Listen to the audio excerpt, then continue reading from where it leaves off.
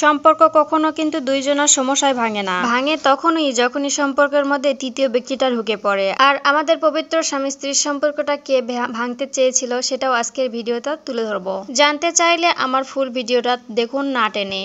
একটা সংসারে থাকলে দুজনার কিন্তু ক্যাচাল হবে, ঝগড়া হবে, অনেক মান অভিমান হবে। তবে কি জানেন, এরকম দুজনার জন্য কখনোই কিন্তু সংসার ভাঙে না। সংসার তখনই ভাঙে যখন এই সংসারের মধ্যে তৃতীয় ব্যক্তিটা ঢুকে পড়ে। তবে তৃতীয় ব্যক্তি বলতে বোঝাচ্ছি যে কোনো নারী পুরুষকে পছন্দ করেছে অথবা পুরুষ কোনো নারীকে পছন্দ করেছে এমন কিন্তু নয়। পরিবারের মানুষ, ফ্যামিলির মানুষ দিয়েও সম্পর্ক নষ্ট হয়। তাই আপনারা কখনো আপনাদের ব্যক্তিগত সমস্যা কখনো বাইরে আনবেন না। এতে আপনাদের সমস্যা কিন্তু আরো বাড়বে, কমবে না কখনো। কারণ কেউ সমাধান করতে পারবে না যদি আপনারা দুজনার সমস্যার সমাধান না করেন। আর আমার নিজের জীবন দিয়েই তো পরীক্ষিত। কারণ আপনার দুঃখটা আপনি অন্যের কাছে শেয়ার করবেন, কেউ গল্প ভেবে গল্প শুনবে, আপনার কষ্টটা কেউ ভাগ করে নেবে না। আর সংসার জীবনে বাধা বিপত্তি আসবেই। বিশেষ করে নতুন বিয়ে হলে নতুন একটা ঝড় আসে, যে ঝড় হয়তোবা সবার জীবনে কম বেশি এসে থাকে, কারো বেশি বা কারো কম। আর যাদের বেশি আছে কেউ টিকে থাকতে পারে অথবা কেউ টিকে থাকতে পারে না। এমনই হয়েছিল আমার সাথে। এমনও সমস্যা হয়েছিল, না পারতাম এই সমাধান করতে, না পারতাম সইতে। এমনও পর্যায়ে এসেছে আমাদের ডিভোর্সের চিন্তাটাও এসেছিল আমাদের জীবনে। কিন্তু আমাদের ইচ্ছা শক্তি, আমি আমার জায়গা থেকে, উনি ওনার জায়গা থেকে, কেউ কখনোই ছাড়তে চায়নি, যতই পরিস্থিতির শিকার হই না কেন।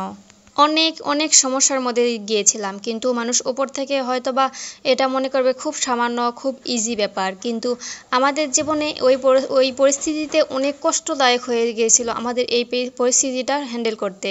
বারবার আলাদা হতে চেয়েও কিন্তু পারিনি, কারণ ওই যে একটা মায়া পড়ে গেছে। আর এছাড়াও ওর দিক থেকে এবং আমার দিক থেকে দুটো মানুষ, আমাদের ফ্যামিলির দুটো মানুষ আমাদেরকে অনেক হেল্প করেছে। কিন্তু সব কথা একটাই বলবো, যে চাই যেটাই বা যতইভাবে সাহায্য করুক না কেন, আমাদের যদি ইচ্ছা না থাকতো তাহলে কিন্তু কেউই আমাদের সংসারটা বাঁচাইতে পারতো না।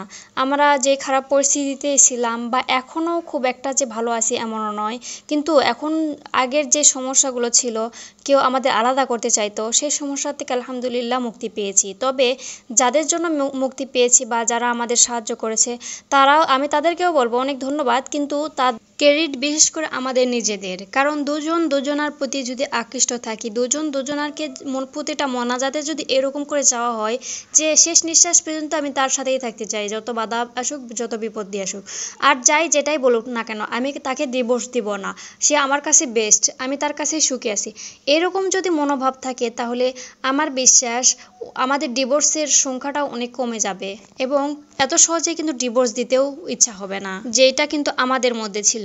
তাই আজ পর্যন্ত আমাদের ডিভোর্স হয়নি, কিন্তু আমাদের জীবনে বহুত ঝড় ছিল। আজকে আমরা অনেক হ্যাপি আছি।